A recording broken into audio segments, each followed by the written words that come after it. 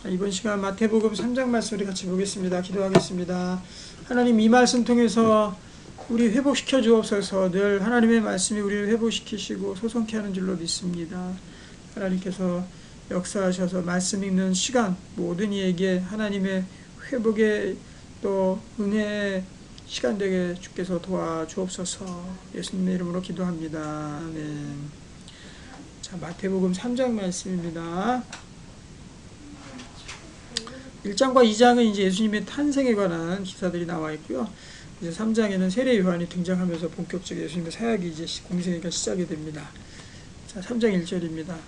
그때 세례 요한이 이르러 유대 광야에서 전파하여 말하되 회개하라, 천국이 가까이 왔느니라 하였으니 그는 선지자 이사야를 통하여 말씀하신 자라. 일러스되 광야에 외치는 자의 소리가 있어 이르되 너희는 주의 길을 준비하라, 그가 오실 길을 곧게 하라 하였느니라. 그러니까 세례 요한이 지금 외치는 그 메시지가 뭡니까? 그 메시지를 잘 알아야죠. 그 메시지는 바로 너희는 주의 길을 준비하라는 거예요. 주의 길을 준비하라, 그가 오실 길을 곧게 하라 라는 거죠. 세례 요한은 예수님의 초림을 준비하고 예비하였습니다. 사람들로 경각심을 일으키게 하고 또 예수 그리스도 그토록 인류 역사에 한 분 오실 그 메시아를 기다리기 위해서 그렇게 우리 세례 요한이 준비가 되었습니다. 자, 그러면 이제 우리는 이 시대를 사는 우리는 그 또 어떤 길을 준비해야 되겠습니까? 주님이 오실 길, 바로 예수님의 재림이죠. 재림 똑같습니다. 세례 요한이 예수님께서 처음 오시는 그것들을 예비했으면은 우리는 예수님께서 다시 오실 그날을 준비하고 곧게 해야 됩니다. 그러면 너희는 주의 길을 예비하라, 주님이 오시는 길을 예비하라 하는 건 뭡니까? 예수님께서 재림하실 그때 우리가 깨어 기도하라. 예수님 재림하실 때를 늘 설명하는 부분들은 다른 게 아니에요. 항상 깨어 기도하라, 깨어 기도하라, 그 말씀이 계속 있거든요. 그래서 우리는 깨어 기도해야 됩니다. 깨어서 예수님의 오심이 당황스러워서는 안 돼요. 낯설어서는 안 됩니다. 항상 기다리는 마음으로 가야 됩니다. 또 하나, 주의 길을 예비하는 또 하나, 많은 사람들이 주님의 오심에 합당한 사람들로 이끌어야 되겠죠. 세례 요한도 똑같이 그때 예수님이 오실 그때 많은 사람들이 와서 세례를 받았습니다. 그리고 예수님이 오실 것을 기대하게 했습니다. 그러면 지금을 사는 우리는 또 예수님께서 다시 오실 그날, 심판의 날, 그 환난의 날, 그 날을 많은 사람들이 기다리고 예비할 수 있도록 우리가 많은 사람들에게 복음을 증거하고 그 사람들이 하나님의 제자로서, 예수님의 제자로서 설 수 있도록 세워야 되겠죠. 그것이 우리가 이 시대에 할 선지자의 사명인 줄로 믿습니다. 그것이 바로 주님의 길을 예비하는 거예요. 곧게 하는 거. 4절. 이 요한은 낙타 토롯을 입고 허리에 가죽띠를 띠고 음식은 메뚜기와 석청이었더라. 그러니까 하나님께서 이 유대인들에게 허락하셨던 음식 중에 하나가 바로 정결한 음식 중에 하나가 메뚜기였죠. 메뚜기 종류. 팥중이 뭐 메뚜기, 이렇게 레위기에 이렇게 먹지 말아야 될 거, 정결한 걸 나오지 않습니까? 그때 메뚜기가 나와요. 이 요한이 살아갔던 이 방식은 그 들판에서, 광야에서 살았습니다. 그러니까 장소는 광야. 그리고 이 사람이 누렸던 것은 무엇이었냐면 낙타토롯, 그리고 허리에 가죽띠, 아주 최소한 미니멀 라이프를 살았다는 거죠. 그리고 음식은 메뚜기를 먹었고 석청을 먹었고, 그러니까 들판에서, 광야에서 먹을 수 있는 것들은 극히 또 제한이 되었을 거라고요. 예수님의 사역을 준비하기 위해서 세례 요한은 그야말로 모든 것들을 예수님께 집중하고 그날을 집중하고 또 주께서 오실 그날을 기대했기 때문에 다른 거 필요하지 않았습니다. 그냥 그날을 위해서, 예수님을 위해서 살았던 거죠, 평생을. 그래서 많은 것들 필요하지 않았어요. 뭐 호화로운 옷이 필요하지도 않았고, 또 뭐 풍성한 음식이 그렇게 그것들을 추구하고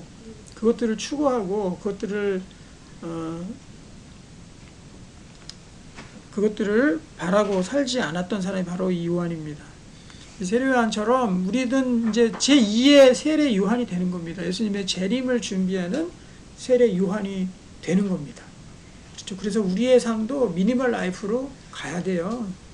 쓸데없이 이 돈을 어디 쓰나 고민하고 그냥 남들과 똑같이 사치하고 그리고 비싼 것들 또 추구하고 그냥 거기에 빠져버리고 그런 삶이 아니라 우리의 재정도 주님의 그 오심을 예비하기 위해서 투입하고 그렇죠. 나의 삶도 하나님의 오심 이 땅에서 살 얼마나 이 땅에서 많은 삶을 살겠다고 하나님의 일을 외면할 수 있겠습니까?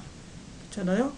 그래서 우리의 모든 삶을 하나님께 하나님의 오심 주님의 재림에 다시 오실 그 날을 예비하면서 우리도 이렇게 미니멀 라이프 추구해야 되겠죠. 존 스토트 목사님도 그랬죠. 그 급진적 제자 그 책에서도 그랬어요. 여러 가지 이 땅에서 마지막으로 유언처럼 남긴 그분의 메시지 중에 하나가 최소한의 삶을 살기로 약속하고 선언하는 일이었습니다. 그래서 그때 당시에 모였던 사람들에게 스토트 목사님이 외쳤죠. 우리는 이 시간에 모인 모든 분들은 미니멀 라이프 최소한의 삶들만 추구하며 살기로 우리가 약속합시다. 그래서 그 책의 표지에도 보면은 아주 소박하게 늙으신 스토트 목사님이 이렇게 밭에서 이렇게 일하는 모습들이 나와 있어요. 아주 소박한 모습들이 나와 있거든요. 그 사람 얼마나 아름답습니까? 자기가 많이 누릴 수 있음에도 불구하고 그런 시간들을 아껴서 오로지 주님의 오심을 예비하고 살아가는 모습. 참 대단한 삶이죠. 우리도 그렇게 되기를 원합니다. 이 세례 요한처럼. 5절 이때 예루살렘과 온 유대와 요단강 사방에서 다 그에게 나와 자기들의 죄를 자복하고 요단강에서 그에게 세례를 받더니 이 사역을 한 겁니다. 깨어서 기도하는 거 플러스 많은 사람들이 주님의 오심을 예비할 수 있도록 우리가 돕고 그들을 세우는 일. 세례 요한도 이걸 했어요. 그래서 많은 사람들이 그에게 나왔습니다. 다시 회개했습니다. 그리고 세례를 새롭게 받았습니다. 예수님의 오심을 같이 기대하게 만들었습니다. 우리도 지금도 얼마나 많은 사람들이 하나님의 예수님의 재림 오심을 알지 못하는 상태로 그렇게 죽어가고 있습니까? 우리도 정말 이 깨어서 기도하면서 많은 사람들에게 또 복음을 증거해야 되겠습니다. 7절 요한이 많은 바리새인들과 사두개인들이 세례 베푸는 대로 오는 것을 보고 이르되 독사의 자식들아 누가 너희를 가르쳐 임박한 진노를 피하라 하더냐. 드디어 이제 바리새인들 사두개들 그때 당시에 종교적으로 앞서 있다고 생각했던 외식하는 사람들 겉모양만 추구했던 사람들 진정한 신앙이 없던 사람들이 나옵니다. 그 사람들에게 세례 요한은 신랄하게 비판을 하면서 그 사람들에게 복음을 전합니다. 독사의 자식들아 이렇게 심각한 상태에 그들은 빠져 있었습니다. 그러므로 회개에 합당한 열매를 맺고 그러니까 기준은 뭡니까? 회개에 합당한 열매를 맺느냐 못 맺느냐죠. 그렇죠? 회개를 열매를 맺느냐 못 맺느냐. 내가 살아가면서 하나님의 열매를 맺어가면서 살고 있는지 아니면 그렇지 않은지. 그래서 열매는 무엇을 통해 알 수 있습니까? 우리 속에서 하나님의 일들을 통해서 우리가 하나님의 일에 봉사하고 또 헌신하고 이것을 통해서 열매들이 분명히 생기게 됩니다. 하지만 그런 열매 하나 없이 관심 없이 주님의 일도 관심 없이 그렇게 사는 거 열매 맺지 못하는 삶이죠.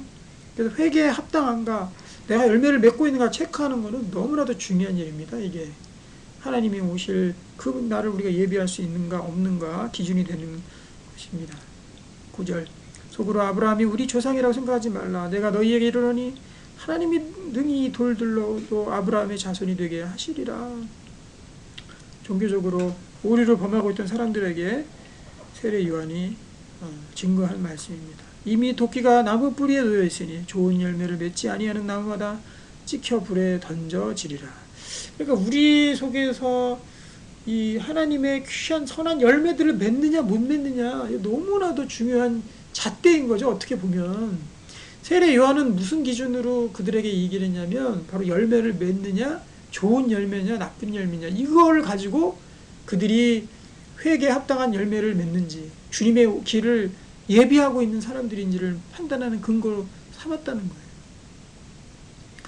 우리 속에 좋은 열매 맺기를 바랍니다. 삶 속에서 성령님께서 베푸시는 그 은혜대로 우리가 행하게 되면 열매를 맺을 수밖에 없죠.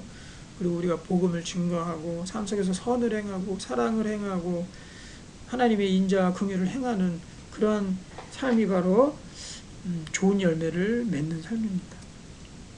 나무 뿌리에 이 도끼가 놓여있답니다. 무섭지 않아요? 11절 나는 너희를 회개하기 위하여 물로 세례를 베풀거니와 내 뒤에 오시는 이는 나보다 능력이 많으시니 그는 그의 신을 들기도 감당하지 못하겠노라.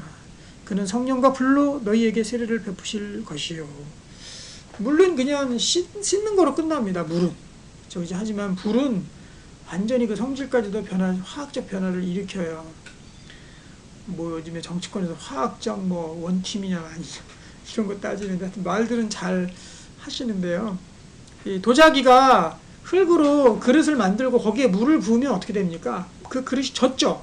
그리고 밑으로 물이 새요. 그걸 방지하기 위해서 가마솥에 넣고 가마솥이 아니고 가마에 넣고 2박 3일 뭐 이렇게 굽지 않습니까? 고열해서. 그러면은 그 흙이 녹았다가 다시 굳는 그 과정을 통해서 화학적 변화를 통해서 완전히 빛나는 도자기로 바뀌어지잖아요. 물이 새지 않고 물에 젖지 않는 그릇으로 완전히 바뀌지 않습니까? 그렇기 때문에 우리는 이제 완전히 변화된 사람이라는 거죠. 예전과 같이 그냥 율법 조문으로 살아갔던 사람이 아니라 완전한 뒤에 속에 있는 10년까지도 완전히 바뀐 사람, 10년까지도 완전히 변화된 사람, 그런 삶으로 살아간다는 거예요. 그래서 산상수훈에서도 보면은 뭐 너희가 살인하지 말라는 말을 들었거니와 나는 너희에게 이르노니 나가라 하는 자마다 이미 살인하였다. 마음까지도 변화받아야 된다. 그리고 간음하지 말라는 말을 너희가 들었으나 여자를 보고 음욕을 품는 사람마다 간음하였느니라. 그거 다 뭐예요? 속사람까지 변화받는 걸 말한 거죠. 완전한 변화, 불의 변화. 그게 성령과 불의 변화입니다. 예수님께서 그렇게 만든다는 거예요. 12절 손에 키를 들고 자기의 타작마당을 정하게 하사 알곡은 모아 곳간에 들이고 쭉정이는 꺼지지 않는 불에 태우시리라. 무서운 말씀의 연속입니다. 복음서 이렇게 보면은요. 나무 뿌리에 도끼가 놓여있다라는 찍혀 불에 또 던져놨는다든가 키를 들고 타작해서 누가 쭉정이 가지고 그거 뭐 삶아 먹겠습니까? 그냥 다 버리죠. 알곡만 키를 들고 키질을 하면은 선택과 이런 재회의 그런 심판이 우리를 기다리고 있어요. 13절 이때 예수께서 갈릴리로부터 요단 강에 이르러 요한에게 세례를 받으려 하시니 요한이 말려 이르되 내가 당신에게서 세례를 받아야 할 터인데 당신이 내게로 오시나이까. 예수님이 세례를 받는 게 맞습니까? 아닙니까? 예수님은 완전한 하나님의 아들이신데 어떻게 인간에게 세례를 받겠습니까? 맞지 않습니다. 절대 맞지 않아요. 세례 받을 필요도 없습니다. 완전하신 세례는 죄 있는 사람이 죄인들이 받는 게 세례인데 왜 죄도 없으신 완전하신 분이신 예수님께서 세례를 받으시겠냐는 거예요. 이걸 어떻게 우리가 해석해야 될까요? 바로 예수님이 세례를 받으시는 이유는 뭐냐면 나 때문에 그런 거야. 나 때문에. 나의 죄 때문에. 죄 있는 사람이 세례 받는 건데 죄 없으신 예수님이 왜 세례 받는? 죄 있는 내 죄를 예수님께 전가하고 뒤집어 씌우고 십자가에 못 박는 철저한 죄인의 모습으로 이 땅에 오신 거잖아요. 그렇기 때문에 세례를 받으신 거죠.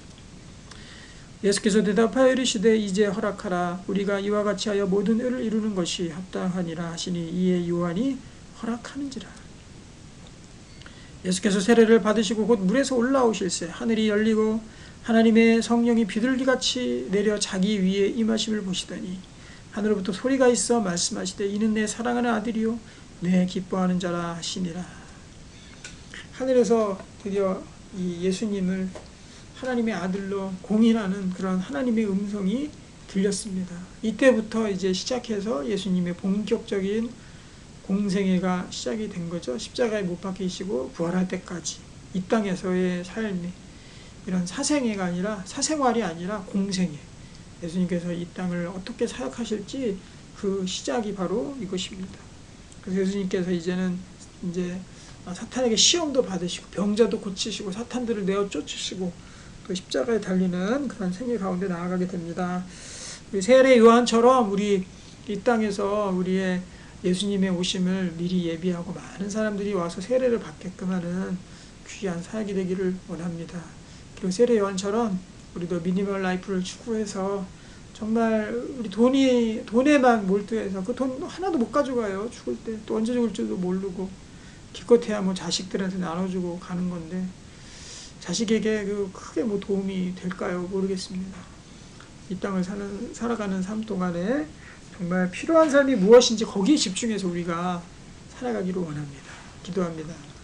하나님 아버지, 주님께서 다시 오실 그날 손꼽아 기다리며 우리도 그날 예비할 수 있도록 도와주시고 많은 사람들 주께로 이끄는 사람 되게 하시고 또 우리의 삶 하나님께 맡기고 정말 최소한의 삶으로 주님 나라 위해서 헌신하는 삶이 되게 하옵소서. 예수님의 이름으로 기도합니다. 아멘.